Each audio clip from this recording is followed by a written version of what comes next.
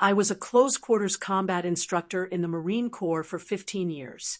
Your old man's just a washed-up fat guy, my daughter's boyfriend said, shoving her. He is incapable of doing anything. He then struck her. I drove directly to his gym. What's Grandpa gonna do? His MMA coach asked, laughing. I simply grinned. He and 3 of his fighters were en route to the intensive care unit when I left. His uncle, a local gang leader, later showed up at my place of employment. A huge error. Hey everyone. They thought I was just an old man, a soft civilian.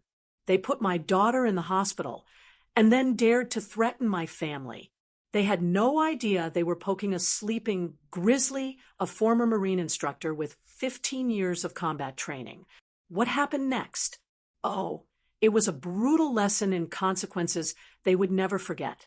My name is Shane Jones, and this is how a simple cherrywood box turned into a battleground for my family's survival. I was at my woodworking bench, hands steady as I shaped that cherrywood box, a birthday gift for my daughter, Marcy. The garage smelled like sawdust and linseed oil, a familiar scent that always grounded me. After 15 years of teaching young Marines how to break bones and end threats, this quiet life was my peace.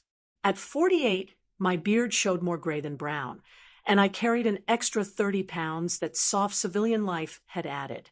But my hands, they never forgot. They remembered every pressure point, every joint lock, every devastating strike I drilled into thousands of warriors. Dad. Marcy appeared in the doorway, 22 years old, with her mother's dark hair and my blue eyes. But something was off. She wore a turtleneck despite the California heat, and her smile, it didn't quite reach her eyes. Hey, sweetheart, come see this. I held up the box. Its dovetail joints were perfect. What do you think? It's beautiful. She stepped closer, and that's when I noticed it. The careful way she moved, favoring her left side. My instructor instincts, the same ones that kept me alive in Fallujah and Helmand Province during my force recon days, before I became the Marine Corps' top MCMAP instructor at Quantico, they kicked right in. How's Dustin treating you? I kept my tone casual, but my eyes tracked every micro-expression. He's good, really good. The pause was just a half-second too long. Actually, we're training together now. He's teaching me some boxing basics. My jaw tightened. Dustin Freeman, 26, cocky MMA fighter, who trained at some strip mall gym called Titan's Forge. They'd been dating 4 months, and I disliked him from the first handshake. Too much grip, too much eye contact. The kind of insecure dominance display that screamed overcompensation. Marcy, I set down my tools. If anything's wrong, nothing's wrong, Dad. I'm not a kid anymore. She kissed my cheek and retreated before I could push further. Mom needs help with dinner. That evening, I sat across from my wife, Lisa, at the dinner table. Marcy's empty chair sat between us. Lisa, a trauma nurse at County General, had that same worried crease between her eyebrows. She's covering bruises. Lisa said quietly, I saw them when I stopped by her apartment yesterday.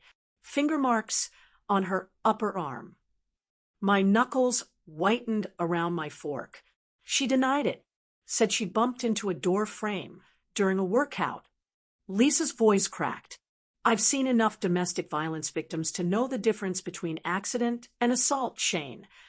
The old warrior in me wanted to drive to Dustin's gym right then, but 15 years of tactical training had taught me patience.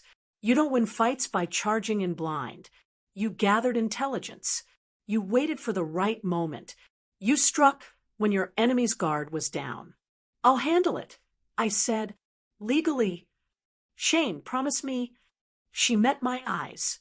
I said nothing. Some promises I just couldn't make. 2 weeks crawled by. I watched and waited, my force recon surveillance training kicking in. I drove past Titan's Forge 3 times, memorizing the layout, the patterns, the faces. Dustin's coach was a loudmouth named Perry Cox, 40-something with a shaved head and neck tattoos, the kind of trainer who confused brutality with discipline. I also made calls. My old Marine buddy, Gabriel Stevenson, now a PI in San Diego, ran background checks. "Your daughter's boyfriend is dirty, brother," Gabriel reported over the phone. 3 assault charges that got pleaded down. Restraining order from an ex-girlfriend. And here's the kicker. His uncle is Royce Clark. My blood ran cold. Royce Clark. He ran the Southside Vipers, a gang that controlled drug distribution and underground fighting circuits across 3 counties. These weren't street-level punks. They were organized criminals with legitimate business fronts and dirty cops on payroll. Freeman's their prize fighter. Gabriel continued. They use him in illegal prize fights, betting hundreds of thousands. He loses, people die. He's psychotic in the ring, Shane. 3 opponents hospitalized, 1 with permanent brain damage. Send me everything. Gabriel. Shane, these people aren't some drunk Marines you can straighten out. There. Send me everything.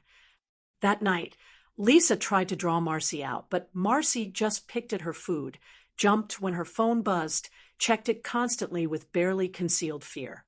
After dinner, I walked Marcy to her car. "Baby girl, I know what's happening." Her eyes filled with tears. "Dad, please don't. Has he hit you?" "It's complicated. He gets stressed with training, with his uncle's expectations. It's not always, 'Has he hit you?'" The tears spilled over. "He says he loves me. He apologizes every time. He's under so much pressure from his family." I pulled her into a hug, felt her shake against me. "This ends now. Dad, you don't understand. His uncle, Dustin said if I leave, Royce will hurt you. Hurt our family. They're connected, Dad. Police, judges, everyone. Let me worry about that. Promise me you won't do anything stupid." I stroked her hair, just like I did when she was little, scared of thunderstorms. "I promise I'll fix this." That night, I pulled my old footlocker from the garage attic. Inside, wrapped in oilcloth, were things I'd hoped to never touch again. Tactical gear, surveillance equipment, and a notebook filled with 15 years of knowledge on how to neutralize threats. The Marine Corps had trained me to be a weapon. It was time to remember how to deploy that weapon. The call came on a Tuesday afternoon. I was at my job as a shop foreman at a custom furniture company when my phone rang. Lisa's voice was ice. "Marcy's in the ER.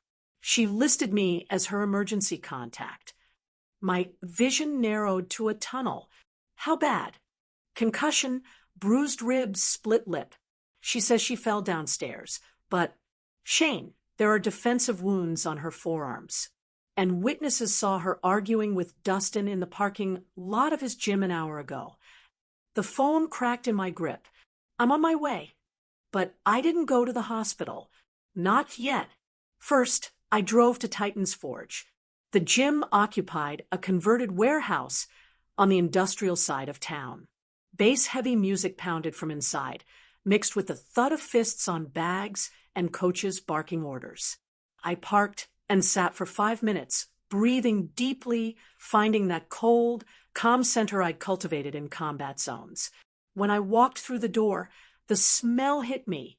Sweat, testosterone, and arrogance. 20 fighters were scattered across the space, working bags, grappling on mats, sparring in a cage.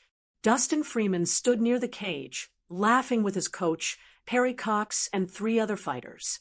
Dustin was tall, muscular, covered in tattoos, with that predatory confidence that came from never facing real consequences. I walked straight toward them.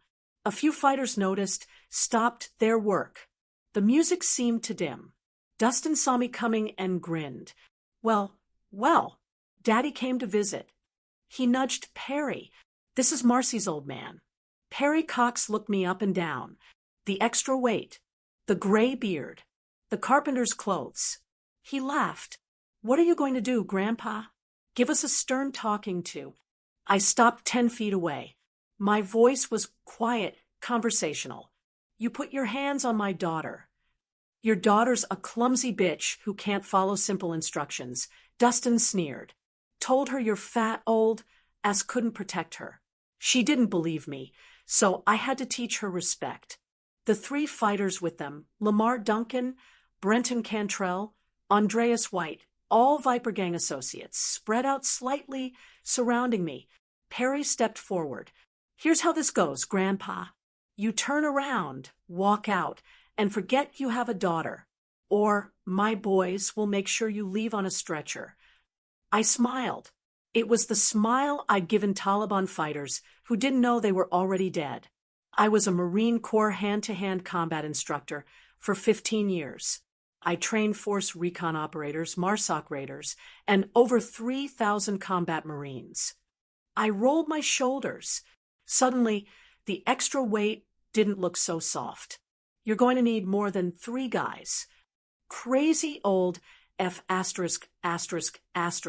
Perry nodded at his fighters. Put him down. What happened next took 17 seconds. Lamar came in first, throwing a haymaker. I sidestepped, caught the arm, and executed a textbook Kotegashi wrist lock combined with a knee to the solar plexus. Lamar dropped like a stone, gasping. Brenton and Andreas rushed together. I moved like water, decades of muscle memory taking over.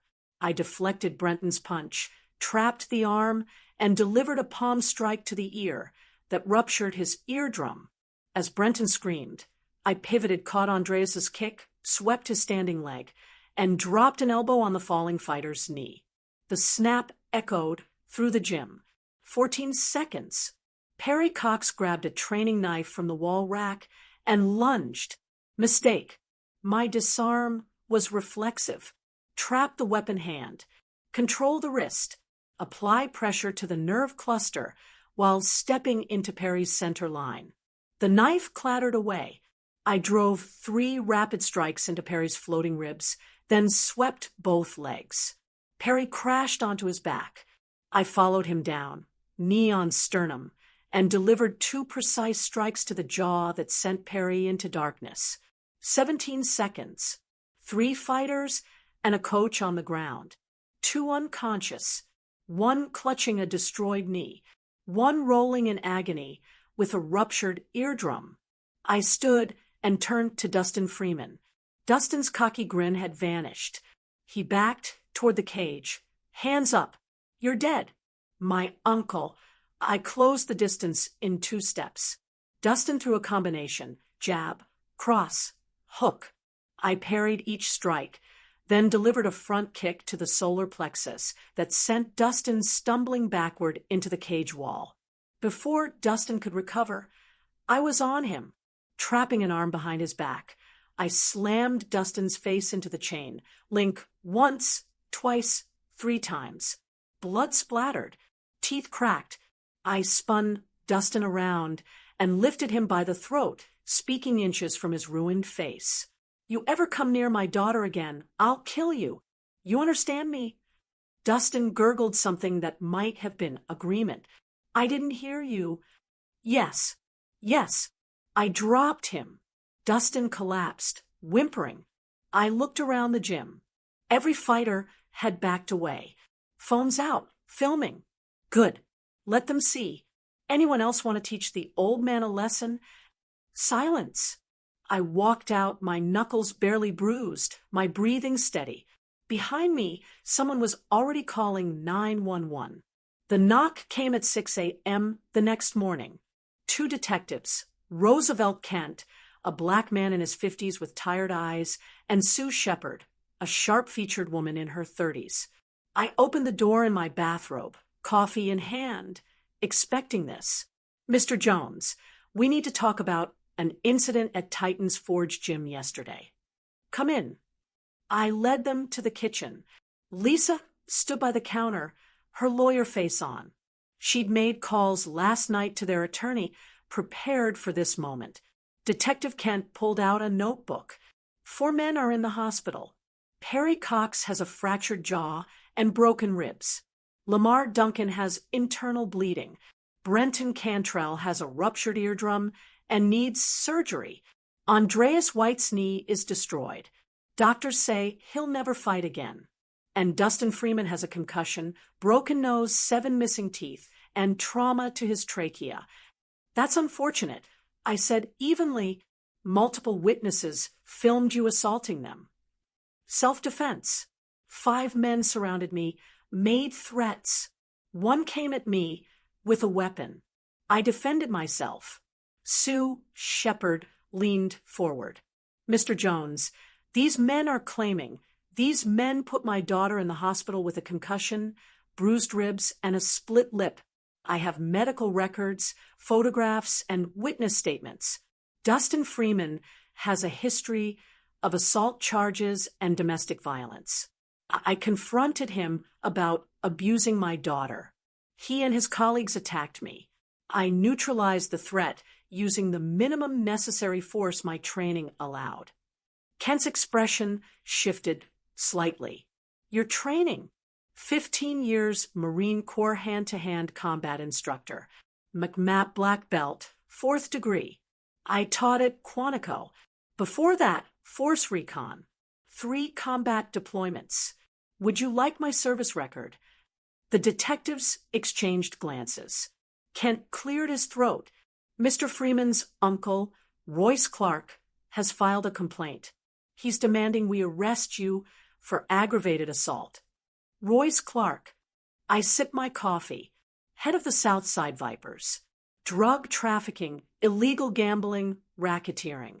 I'm surprised he wants police attention. Sue's eyes narrowed. What do you know about Royce Clark? Only what any citizen can find with basic research. I'm curious why a violent gang leader is pressing charges instead of handling things his own way. Unless he's worried that official scrutiny might expose other activities. The room went quiet. Finally, Kent stood. We'll need you to come to the station. Give a formal statement. Of course.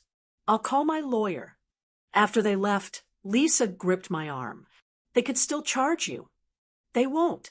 Too many witnesses saw Freeman's crew surround me. Self-defense is clear. But this isn't over. I looked out the window. Royce Clark doesn't call police when his pride is hurt. He makes examples. I was right. That afternoon, my boss called me into the office. Jarvis Ho, the owner of Premium Craft Furniture, looked uncomfortable. Shane, someone came by this morning. Royce Clark. My jaw tightened. What did he want? He said you put 4 of his guys in the hospital. Said it's bad for business when old men embarrass young fighters. Jarvis wouldn't meet my eyes. He suggested I fire you. Said if I didn't, there might be problems for the company. Vandalism. Permits getting held up. Inspections. He sighed. Shane, you've been with me 8 years. You're the best foreman I've ever had. But this guy, he's connected. My cousin owns a restaurant on South Side. The Vipers shook him down for protection money. When he refused, they burned it down. Insurance ruled it arson, but nobody could prove anything. So, you're firing me? I'm sorry. 2 weeks severance. Good references. But you need to be gone today. I drove home, my mind working through scenarios. Royce was escalating, applying pressure, testing defenses. This was psychological warfare. Make Shane's life uncomfortable. Isolate him. Then strike when he was vulnerable. Classic gang tactics. But I had fought insurgents who used the same playbook, and I'd learned something in the Corps. When your enemy attacks your flanks, you don't defend. You attack his center. That night, I met Gabriel Stevenson at a diner outside town. Gabriel slid a thick folder across the table. Everything I could find on Royce Clark and the Vipers. The gang ran a dozen legitimate businesses as fronts. Auto shops, nightclubs, a construction company. But the real money comes from underground fighting circuits. They host matches every month, betting pools reaching 500,000 per event. Fighters aren't regulated. Safety is non-existent. 3 deaths in the past 2 years. Where do they hold the fights? Rotating locations. Warehouses mostly. They announce the venue only hours before, mostly to known bettors and associates. Gabriel tapped a page. But here's something interesting. The fights are sanctioned through a shell company called Apex Events Management. The owner of record is Perry Cox. I studied the documents. Perry's just the frontman. Royce controls everything, right? And Dustin Freeman is their star attraction. He brings in the big bets because he's psychotic, doesn't know when to stop. 3 opponents ended up brain damaged because Dustin kept hitting after they were unconscious. How many fighters does Royce use? About 20 regulars. Most are gang members or associates. But here's the thing. Royce has been recruiting legitimate MMA fighters lately, offering them huge purses. Some are desperate enough to risk it. My mind assembled a strategy. I need to get inside one of these events. Shane, these aren't amateur boxing matches. People die. And after what you did to Dustin, Royce will have your face circulated to every viper in the city. Then I'll need a weigh-in they won't expect. I smiled coldly. Tell me about the recruitment process. 3 days later, I sat in a dive bar called The Cage on Southside Territory, nursing a beer and watching Dixon work the room. Dixon was one of Royce's recruiters, a wiry man in his 30s who scouted talent for the underground fights. Gabriel's intel said Dixon visited The Cage every Thursday looking for desperate fighters. I had spent those 3 days transforming myself. I'd shaved my beard to stubble, bought clothes from a thrift store, worn jeans, a faded tap-out shirt, cheap sneakers. I looked like every other washed-up fighter drowning in regret and cheap beer. Dixon approached after my 3rd beer. You look like you can handle yourself. I glanced up, playing the part. Used to. Dixon sat down, uninvited. What happened? Life. Bad knees. Worse decisions. I took a drink. You hiring? Depends. You got a record. Amateur circuit years ago. Nothing professional. The lies came easily. I'd practiced them. But I need money. Wife's medical bills are killing me. Dixon studied me. How old are you? 48, but I can still throw down. We've got a fight coming up. $5,000 for showing up. 20 if you win. Interested? Hell yes. It's not sanctioned. You understand what that means. I understand money's money. Dixon pulled out a phone, snapped my photo. I'll run you by my boss. You got a name? Larry Perkins. I had built the identity carefully. A real person who died 3 years ago in a car accident. Same age, similar build, enough to pass casual scrutiny. Stay here, Larry. 10 minutes later, Dixon returned. Boss wants to meet you. You free now? I followed Dixon to a blacked-out Escalade. Inside were 2 vipers, Jason Morse, a heavily tattooed enforcer, and Maris McGuire, a quiet killer whose rap sheet Gabriel had shown me included 2 murders. They drove to a warehouse in the industrial district. Inside, the space had been converted into a makeshift gym. Cage, weights, training equipment. And in the center, on a folding chair like a throne, sat Royce Clark. Royce was 50, built like a bull, with graying hair slicked back and dead eyes that had seen too much violence. He wore an expensive suit that barely concealed the weapon at his hip. Larry Perkins. Royce's voice was gravel. Dee says you need money. That's right. You know who I am? I've heard stories. Then you know what happens to people who waste my time or cross me. I met his eyes steadily. I'm just looking for a payday. Royce studied me for a long moment. You look familiar. My pulse remained steady. Years of controlling physiological responses in interrogation training.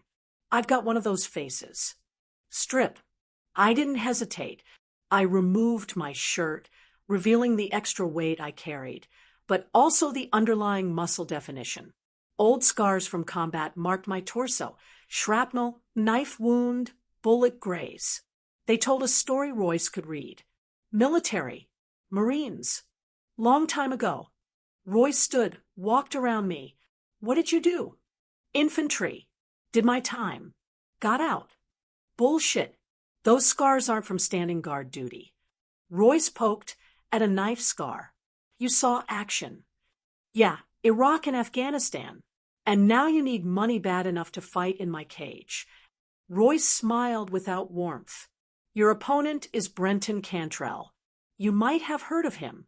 Fighter at Titan's Forge. Just recovered from an injury. He's angry. Wants to hurt someone. That someone's going to be you. I recognized the name. One of the fighters I'd put down at the gym. This was a test. Royce suspected something, but couldn't confirm it. He was dangling bait. When's the fight? Saturday night. But first, you train here. Let my coach see what you can do. If you're as good as you claim, you fight. If you're wasting my time.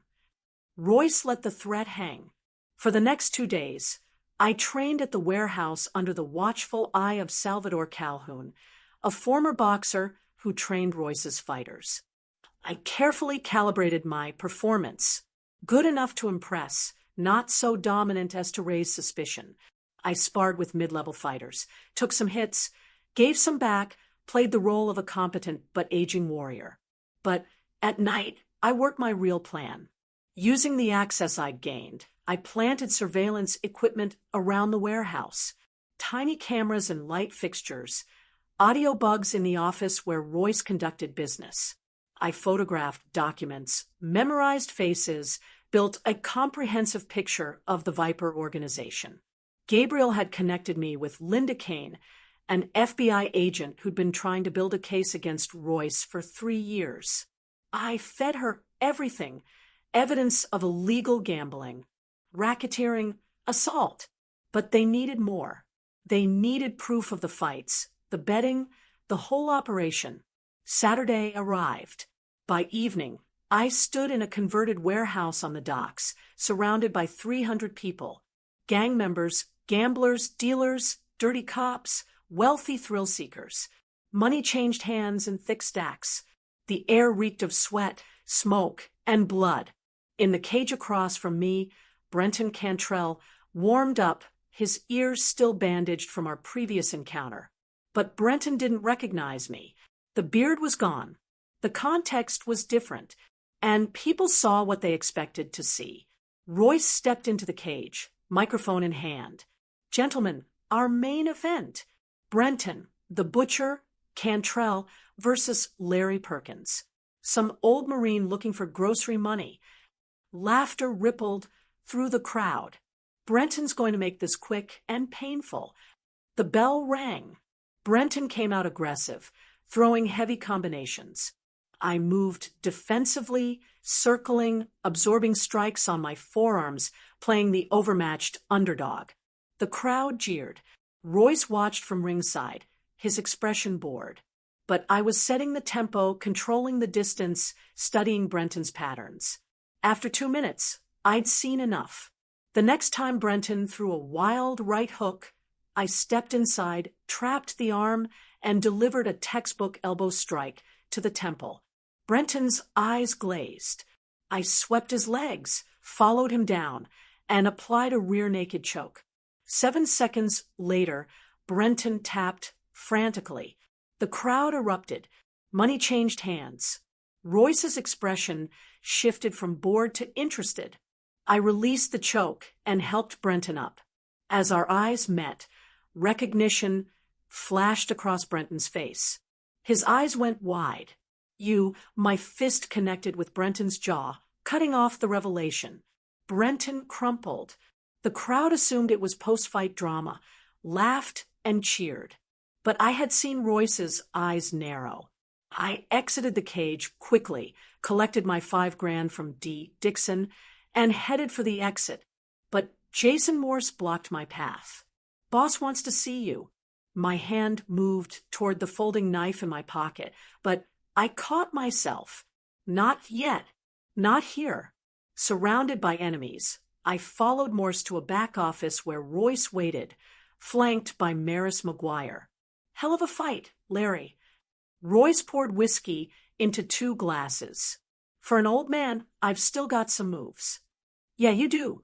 Funny thing, Brenton seemed to recognize you right before you knocked him out. People mistake me for other people sometimes. Royce slid a photograph across the desk. My stomach dropped. It was a security camera still from Titan's Forge, showing me mid-fight with Lamar Duncan. This is from my nephew's gym. 2 weeks ago, some asshole walked in and hospitalized 4 of my guys, including Brenton. Royce tapped the photo. This asshole looks a lot like you, except he had a beard. The room went silent. Maris's hand moved toward his waistband. I calculated angles, distances, exits. I was outgunned, but not outmatched. My nephew Dustin is still eating through a straw because of this guy. Royce continued. You know what I do to people who hurt my family? I imagine you make them disappear. Exactly. Royce leaned back. So, here's my problem, Larry. Or should I call you Shane Jones? See, I did my homework after Dee sent me your photo. Took a while to connect the dots, but facial recognition software is amazing these days. Shane Jones. Formerly Gunnery Sergeant Shane Jones. McMap instructor at Quantico. Force Recon before that. Quite a resume. I said nothing. You came into my operation under false pretenses. You humiliated my nephew and my fighters. You cost me money and respect. Royce's voice hardened. That requires consequences. Then why am I still breathing? Royce smiled. Because I'm a businessman. You're a talented fighter, and you've got skills I can use. So here's the deal. You fight for me. Exclusive contract, 20 fights, 50 grand each. You win, you make $1 million, and we forget about Dustin. And if I refuse, your wife Lisa works at County General night shift on Thursdays.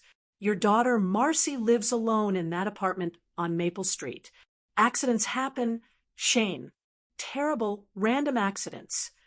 There it was. The threat I'd been expecting. My face remained neutral, but my mind raced. This was the moment of decision. I need time to think. You've got 60 seconds. I stood, walked to the window, my back to them. I could see my reflection in the glass. A tired man carrying too much weight. Too many years. But underneath, the warrior remained. And warriors didn't negotiate with terrorists. Okay, I said, I'll fight for you. Royce's laugh was genuine. Smart man. Welcome to the team. They shook hands. Royce's grip was crushing, a dominance display. I matched it, then exceeded it, squeezing until I felt the bones shift. Royce's smile faltered. One condition, I said, my family doesn't know about this. As far as they're concerned, I'm working construction in Nevada for 6 months. Done. But you live here, train here. I need to know where you are at all times. Fair enough. That night, I moved into a room above the warehouse gym. Royce assigned Dixon to watch me, ensure I didn't run. But I wasn't planning to run. I was planning something far more dangerous. Using the burner phone Gabriel had given me, I texted one word. Inside. The next morning, I began my real mission, training with Royce's fighters. I assessed their skills, identified weaknesses, memorized the operational structure. I ingratiated myself with Salvador Calhoun, the coach, learning the schedule of fights, the betting system, the protection payoffs to cops and officials. And at night, when Dee thought I was sleeping, I moved through the warehouse like a ghost. I photographed financial records, recorded conversations, documented the entire criminal enterprise. Every piece of evidence went to Gabriel, who passed it to FBI agent Kane. But I was playing a deeper game. I wasn't just gathering evidence. I was identifying pressure points.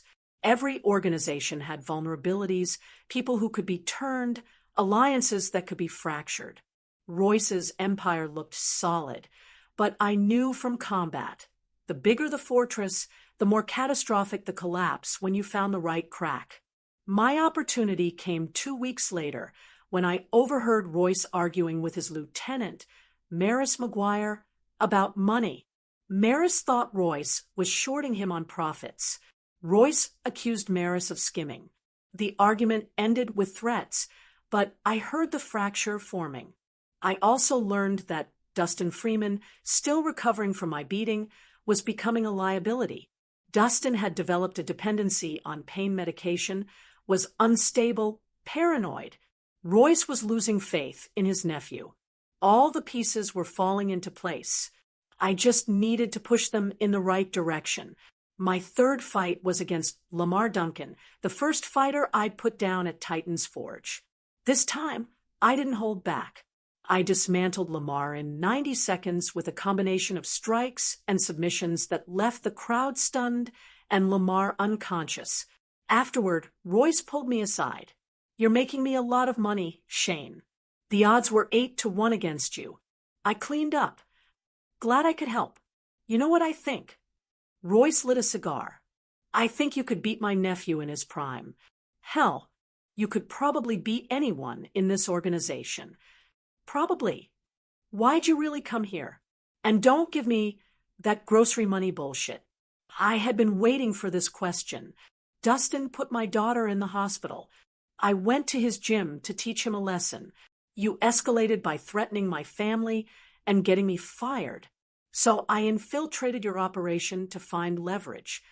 The honesty surprised Royce. That's it. Revenge. I'm a simple man with simple motivations. And now I'm making money and my family is safe. Seems like a fair trade. Royce studied him. "You're either the smartest man I've met or the dumbest. I can't decide which. Maybe both." Over the following weeks, I became Royce's favorite fighter, my cage record undefeated at 7-0. But more importantly, I became trusted. Royce brought me into planning meetings, asked my tactical advice, even had me train younger fighters. I used every opportunity. I planted seeds of doubt, subtle manipulations that played on existing tensions. I mentioned to Maris that Royce had called him unreliable. I told Dee that Maris was planning to branch out independently. I suggested to Salvador that Royce was planning to replace him with a younger coach. None of it was true, but I understood human psychology. People believed what confirmed their existing suspicions. And in a criminal organization built on paranoia and violence, suspicions spread like cancer. Meanwhile, FBI agent Kane built her case. My evidence had given her enough for warrants, surveillance authorization, wiretaps. She had everything except the timing. "We can take them down now," she told me during a clandestine meeting at a truck stop outside town. "We've got RICO charges, racketeering, illegal gambling, assault, conspiracy." "Not yet," I said. "Royce has cops and judges in his pocket. He'll walk or get a light sentence, be back on the streets in 2 years. We need to hit him when he's completely vulnerable." "What are you planning?" "Something Royce will never see coming. Just be ready to move when I give the signal." The signal came 2 weeks later. I had learned that Royce was planning his biggest fight yet, a title match between Dustin Freeman and a Russian fighter named Andre, with betting pools expected to exceed $2 million. Every major player in the criminal underworld would attend. Every dirty cop, every corrupt official, every gang leader Royce did business with. It would be the biggest gathering of criminal enterprise in the city's history. It would also be their last. I approached Royce with a proposition. "I want to fight Dustin." Royce laughed. "You beat my nephew unconscious already." "Exactly. The rematch would draw massive betting. You'd make a fortune." Dustin's not ready. He's still recovering. Unstable. Then let me fight the Russian. Andre. Royce's expression shifted to genuine surprise. You serious? Andre is a killer. He's 6 feet 5 inches, 260. Professional, heavyweight. He's destroyed everyone we've put against him. I can beat him. You're 50 pounds lighter and 20 years older. I know what I'm doing. Royce considered this. The odds would be astronomical. If I won, Royce would make millions. If I lost, well, Royce would still make money, and he'd be rid of a potential threat. Okay, Royce said finally. You fight Andre, but we do it right. Huge promotion, massive betting pool. This will be the event of the year. Perfect. I had 1 month to prepare. During that month, I trained harder than I had in 15 years. Shedding weight, sharpening techniques, rebuilding the weapon I'd once been. But I also finalized my other preparations. Gabriel flew in from San Diego with equipment, cameras, recording devices, encrypted communications. Agent Kane positioned FBI tactical teams around the city. Local police, the clean ones who weren't on Royce's payroll, were briefed and put on standby. And I made one final call to my wife. Lisa, I need you to trust me. On Saturday night, take Marcy and go to your sisters in Oregon. Don't ask questions. Don't tell anyone. Just go. Shane, what are you doing? Fixing things. I'll call you when it's over. I love you, Lisa. Tell Marcy I'm proud of her. I hung up before she could respond. Saturday night arrived like Judgment Day. The warehouse on the docks had been transformed into an arena packed with over 500 people. The betting pool had reached $3 million. Every criminal element in the city was present, drawn by greed and spectacle. I stood in the makeshift locker room, wrapping my hands. Dustin Freeman entered. Dustin's face had healed poorly, his nose crooked, gaps where teeth used to be. His eyes held a manic gleam. I know what you're doing, Dustin said. You think you're clever, infiltrating my uncle's operation. But you're going to die tonight. Andre is going to kill you, and I'm going to watch. I finished wrapping my hands. Your uncle's going to prison tonight. You are, too. And the woman you put in the hospital, she's never going to see you again. You have no idea who you're F***ing with. I'm Fing with a coward who hits women and hides behind his uncle. I'm Fing with a failed fighter who needs drugs to get through the day. I'm F***ing with a punk who's about to watch his entire world collapse. Dustin's fist came fast, but I was faster. I caught the wrist, twisted, and slammed Dustin face first into the locker. You're going to sit there and stay quiet. Move again. I'll break your arm. Dustin whimpered and nodded. In the arena, Royce stood in the cage with a microphone. Ladies and gentlemen, criminals and degenerates, welcome to the fight of the century.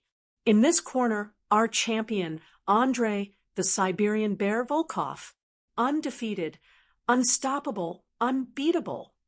Andre climbed into the cage, massive, scarred, empty-eyed, a killer who enjoyed his work, and the challenger, a man stupid enough to think he can win.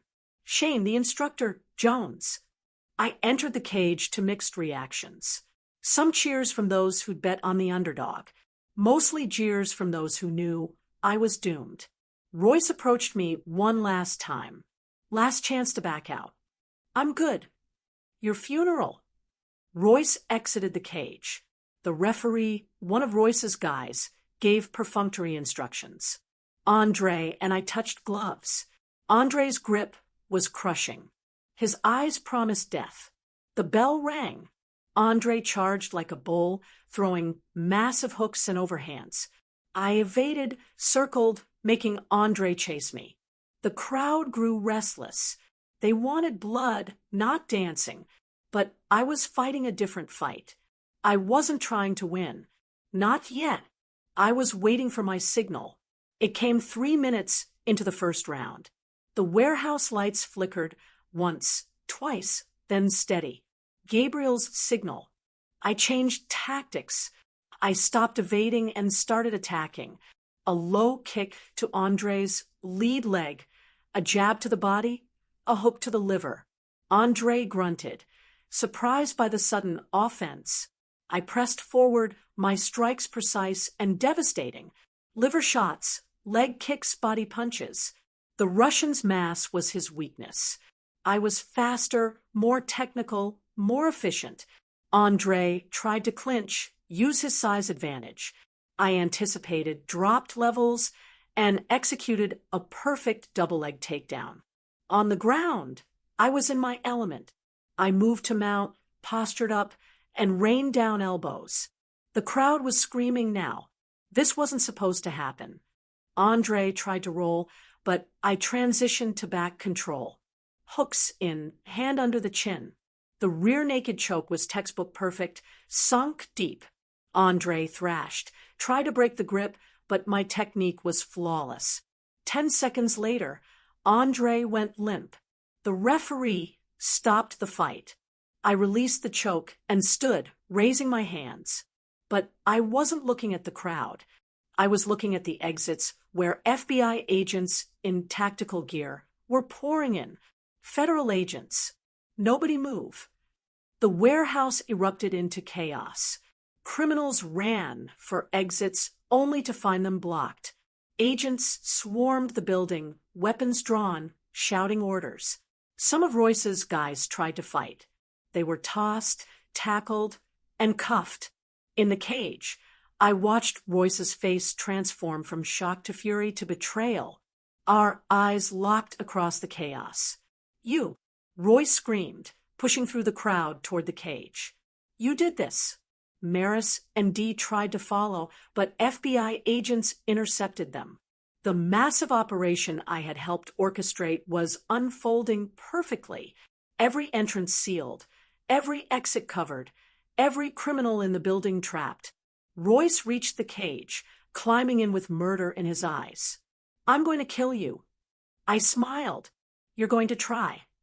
Royce pulled a knife from his waistband, a tactical folder, wicked sharp. He lunged, slashing. My disarm was reflexive, practiced 10,000 times.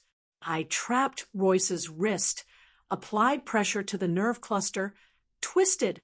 The knife clattered to the canvas. Then I went to work. 15 years of teaching Marines how to end threats efficiently. Every technique, every principle, every lesson delivered with surgical precision. Jab, cross, hook to the body, leg sweep, ground control. I mounted Royce and delivered controlled strikes. Not enough to kill, but enough to punish. This is for my daughter. A strike to the ribs. This is for every woman you terrorized. Another to the solar plexus. This is for every life you ruined.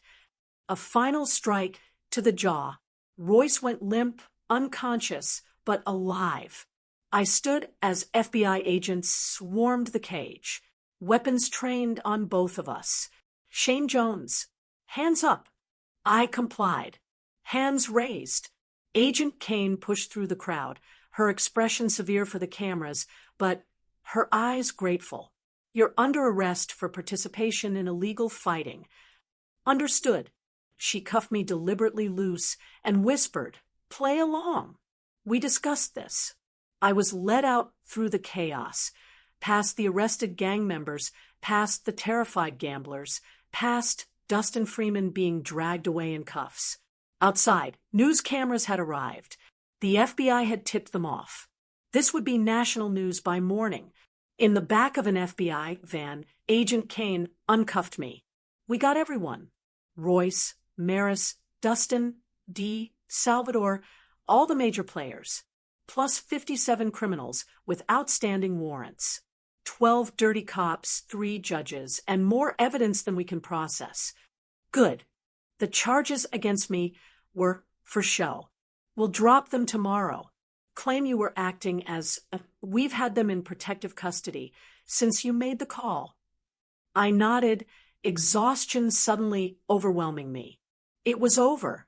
3 months of planning, manipulation, and risk, but it was finally over. The trial took 8 months. I testified, my immunity deal protecting me from prosecution. The evidence I gathered, financial records, recordings, videos, was overwhelming. Royce Clark received 40 years in federal prison. Maris McGuire got 25. Dustin Freeman, facing assault charges for Marcy, plus his participation in the illegal fighting ring, got 15. The Southside Vipers collapsed without leadership, their criminal empire dismantled by follow-up investigations. I returned home to a life that was quieter, but not unchanged. The furniture company rehired me. The owner had seen the news, understood the full story, and apologized. I accepted, but I knew that part of my life felt small now. Marcy had been in therapy, working through the trauma Dustin had inflicted. She was stronger now, cautious, but not broken. Father and daughter had dinner every Sunday, a ritual that helped them both heal. One evening, 3 months after the trial, I sat on my porch with Lisa, watching the sunset. She held my hand, her thumb tracing the scars on my knuckles. "Do you regret it?" she asked. "No, you could have died multiple times." But I didn't. And they're gone. All of them. Was it worth it? I considered this. The months of danger, the lies, the violence, the risk to myself, and indirectly to my family, was just as worth that price. I thought of Marcy's smile at last Sunday's dinner, genuinely happy for the first time in a year. I thought of the other victims who testified at trial, finding their voices because I had given them the courage. I thought of the city slightly safer because one criminal empire had fallen. Yeah, I said, it was worth it. A car pulled up. Gabriel Stevenson, visiting from San Diego. He joined us on the porch with beers, and we sat in comfortable silence. 3 people who'd gone to war and survived. The FBI offered me a consultant position. I mentioned teaching hand-to-hand combat to agents, helping with undercover operations. Lisa's hand tightened on mine, and I turned it down. I've had enough of that life. I just want to build furniture, have Sunday dinners with Marcy, and grow old with you. Good answer. But I knew myself better than that. Somewhere inside, the warrior remained, always watching, always ready, always capable. If another Royce Clark emerged, if another Dustin Freeman threatened my family, I would do it all again. Some men were born to fight. I had accepted that about myself long ago. Dad. I turned to find Marcy standing in the doorway, her boyfriend beside her, a gentle accountant named Noah Cobb, who treated her with respect and kindness. "Hey, sweetheart, Noah and I have some news." She was smiling. "We're engaged." Lisa squealed and rushed to hug them both. Gabriel offered congratulations. I stood, slowly approached Noah, and extended my hand. "Congratulations, son." Noah shook my hand nervously. "Thank you, sir. I promise I'll treat her right." "I know you will." My grip was firm, but not crushing. But just so we're clear, I was a Marine Corps hand-to-hand combat instructor for 15 years. You've seen the news reports about what happened to the last guy who hurt my daughter. Noah paled slightly. Marcy swatted my arm. "Dad." I grinned. "I'm kidding. Mostly." I pulled Noah into a hug, clapping him on the back. "Welcome to the family." As they celebrated inside, I stepped back onto the porch alone. The sun had set completely, leaving stars scattered across the dark sky. I thought about the path that had led me here, from the battlefields of Iraq and Afghanistan, through the training halls of Quantico, into the underworld of criminal fighting, and finally home. The journey had been violent and dangerous, but necessary, because some things were worth fighting for. Family, justice, the basic human right to live without fear. I had been a warrior my entire adult life. I'd fought for my country, trained others to fight, and ultimately fought for the people I loved most. And standing on my porch, surrounded by family and friends, I knew I'd do it all again if needed. But for tonight, the war was over. Tonight, I was just a father celebrating his daughter's happiness. And that was enough. 2 years later, I stood in a different role, grandfather. Marcy had given birth to a healthy boy named after my father. The old warrior held his grandson carefully, marveling at the fragile weight of new life. The boy would grow up in a world slightly safer because his grandfather had made difficult choices. He'd never know about the violence, the danger, the calculated revenge that had removed a criminal empire from the streets. But someday, if that boy needed protection, if evil threatened his life the way it had threatened Marcy's, he'd have a grandfather who knew how to fight back. For now, though, I was content to simply hold my grandson and feel the warmth of family around me. Lisa beside me, Marcy, and Noah nearby, Gabriel visiting from San Diego. The past was behind us, the future uncertain but hopeful. Shane Jones had been a Marine, an instructor, a warrior, and an avenger. Now, finally, he was just a man at peace. And that was the greatest victory of all. So, after hearing all that, what would you have done in my place? Do you think I went too far, or was it justified? Have you ever had to fight for your family against truly dangerous people? Tell me what you think in the comments below.